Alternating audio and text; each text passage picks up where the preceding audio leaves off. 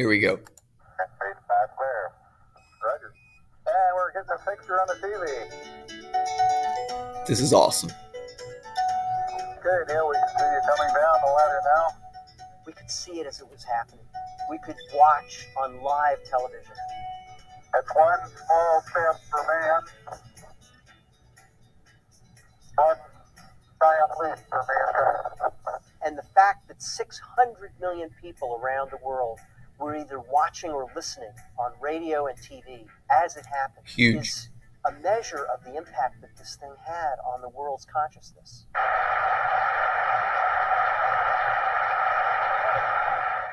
The surface, as we said, was fine-grained with lots of rocks in it. It took footprints very well, and the footprints stayed in place.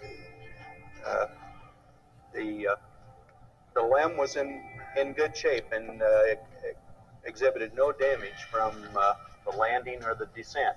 It's a picture of the ladder with the well-known plaque.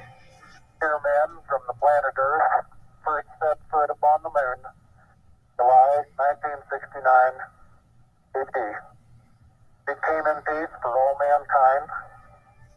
After the flight of Apollo 11, Neil Armstrong, Collins Buzz speaking. Aldrin, and I had an around-the-world tour, and every place we went, I thought they'd, in some places, have the attitude of, oh, well, you Americans finally did this. Not at all.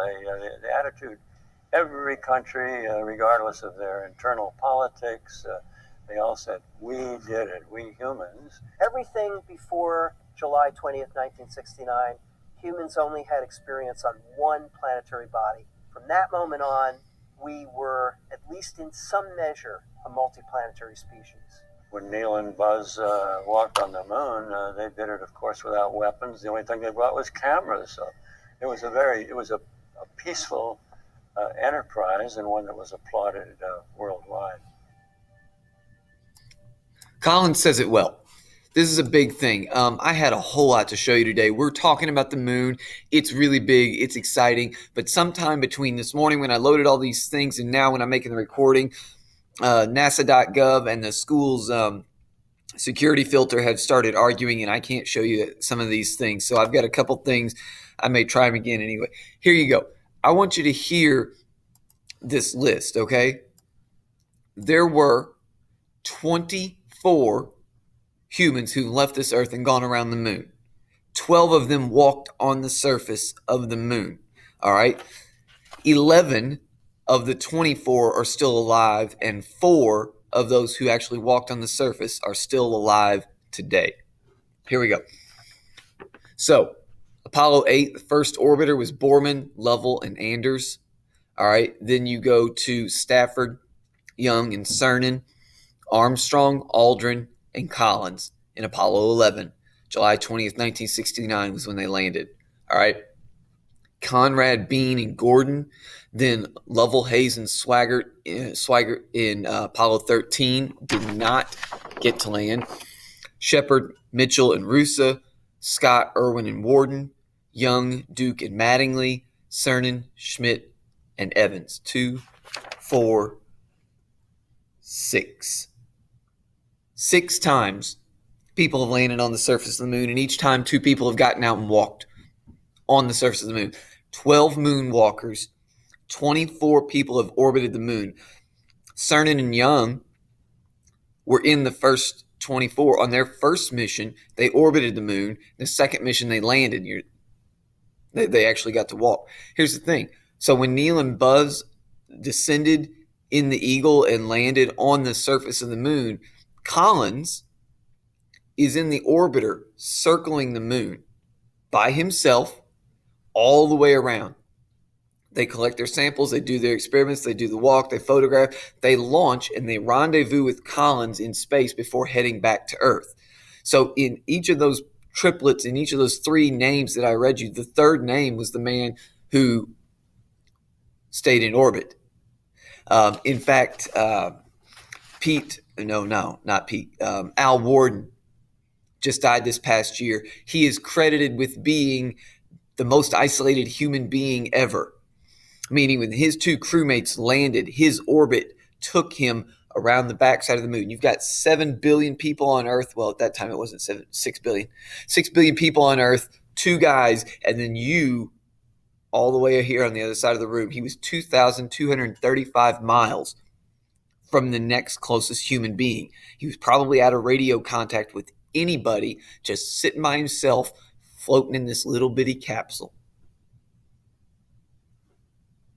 The Apollo program is exciting. The Apollo program is absolutely huge, okay? The Apollo program started with Mercury Redstone and then Mercury Atlas. Redstone and Atlas were the 2 rockets that the Mercury program used. After Mercury, you move on to Gemini, and the Gemini program was short-lived, and then you move on to Apollo. Mercury and Apollo were prep missions. They were testing individual components.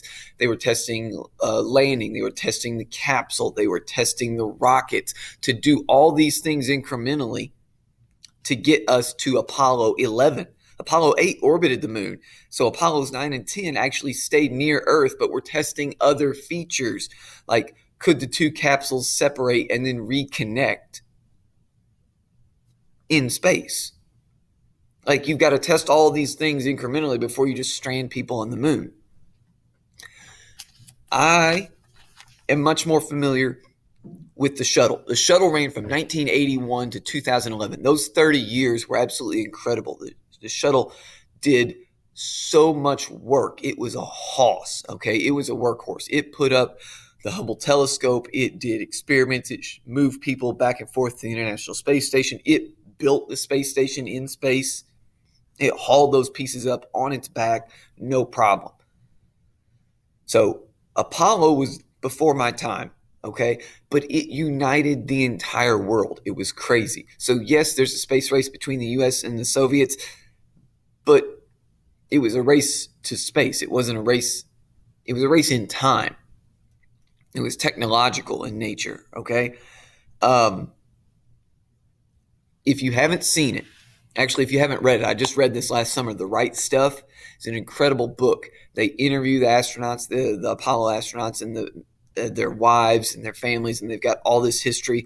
There's an old movie about it. Disney Plus just released a new short series based on all in this book. It goes into the personal dynamics. They didn't all get along. It goes into the politics. It goes back before all of this, back in the 50s, when these guys were test pilots. It goes to Chuck Yeager breaking the speed of sound barrier, and then how, like, these guys are all, type A personalities. They are always competing to be better. And then the space programs opens up. And now, instead of just being a fighter pilot, instead of just being a test pilot, now there's this whole new area where they can compete. And it's a crazy look at what some of the things that happen then. Okay, so forget now walking on the moon. Let's talk about the moon itself, okay? So the moon's everywhere, okay? You guys, I did put up an announcement the other day, this morning, reminding you that we should be looking at the moon, doing our observation project, okay? Here we go. Basics about the moon. It's pretty simple, okay? 27 and a half days is the sidereal period. The 29 days synodic period. The moon's 5.5 degrees, 5.2 degrees inclined to Earth. It doesn't orbit flat along the path of Earth and the sun. It's just 5 degrees off. That's why we don't have eclipses every single month, okay? The moon has no atmosphere. It's little, okay? Let's talk about size. Let's go into that. So the moon, its mass is like 1% the mass of Earth. Its radius is 27% the radius of Earth, okay? It's 60% the density of Earth. Here, gravity is 60% that of on Earth. So, in the later moon missions, they took golf balls and they were jumping and they're getting around, and it's much easier to do on the moon because of the low gravity. It's got no atmosphere. It's so small that air doesn't stick around, if there was air to start with, right? The surface temperature goes from, it's desert-like. No clouds, no atmosphere. It's very desert-like, meaning there's no moisture, but also meaning that the temperature swings wildly. At night, when the sun away from the sun, it's going to plummet down to 100 degrees Kelvin, and it could swing up to 400 degrees Kelvin in the hot day sun. The surface of the moon is very, very powdery, very, very fine. There's no weathering. There's no erosion. There's no such thing as a smooth river rock on the moon. They're all jagged and crunchy and hard because there is no weathering. There's no wind. There's no water. There's no erosion cycles. Everything stays. The footprints the astronauts left are still in exactly the same condition. Like, it's not slowly going to just like fade away. That footprint is just as crisp and clean today as it was then. That's crazy. The powdery nature, the moon's surface is called regolith, R-E-G-O-L-I-T-H, regolith. And so it's really, really fine, light, gray powder. It's really, really reflective, which is interesting because it means the moon's really bright in our sky. There's a lot going on, okay? So those are some of the surface features. Now let's talk about some of the big features. The moon, Old Latin. The moon's been visible as long as there have been people. So there's Latin, it says Maria or mare if there's just one. And the Maria means sea, okay? So the dark spots are called seas, and the land was originally named Terria, or terrestrial, earth, land, but now we've renamed it the Highlands because we've realized that it's elevated. So you've got on the moon, if you look up the moon, you see a dark spot, that's a sea, that's a Maria. And if you look up at the Highlands, all these features have names. We have mapped the moon pretty extensively. There are like 14 major seas on the moon. Okay? The moon is very cratered. It's been hit all over the time. There's no atmosphere. There's nothing to burn the meteorite up into space. It impacts the moon. It does it fairly quickly. The craters are more prevalent in the Highlands because the Maria is partially magma cooled off. The moon was molten. It was hot, and the magma starts to cool over. And so when it does some of that, it smooths out some of the cratering. Okay, we got to be quick here. Where did the moon come from? We got to go super fast here. There's the sister theory that when Earth was created, the stuff that made Earth just made the moon right beside it. We've always been together. There's the capture theory that Earth's gravity, some rock was floating by and we just caught it and spun it in. And then there's the impact theory. Impact theory is right. It's just about the details. Let's replay this real fast. Here we go. Wham. 2 rocks hit. This is temperature. They become molten. They hit with so much energy, you melt everything. Don't think of a solid Earth with rocks and oceans and things. Think of a lava ball with rock in it that's super hot, still not solid itself, hit with another lava ball. I don't want to autoplay. I don't know what's coming up next. Hit by another lava ball, and then they collide and sling all this molten rock out. And the molten rock coalesces, and everything. Stop them by getting solar panels installed at no cost to you. How about we just kill that? We'll kill that tab. All right.